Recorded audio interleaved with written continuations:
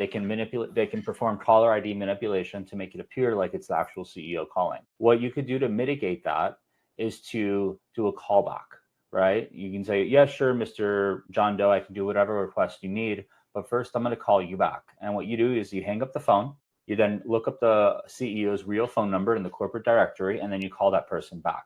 This is so that way you can ensure that the call is getting routed to the real person, because if someone is performing caller ID manipulation, they're calling you one way, they're showing your caller ID, but the real CEO doesn't see that. So by hanging up that call and calling back the real CEO, the attacker or the bad guys, they can't intercept that phone call. That way you can be sure you're talking to the real person. Next, another thing that can help mitigate these types of things are if the two parties already agree on something that isn't known publicly, like a safe word or a password. So for example, a few weeks back, someone cloned the audio belonging to the CEO of Ferrari.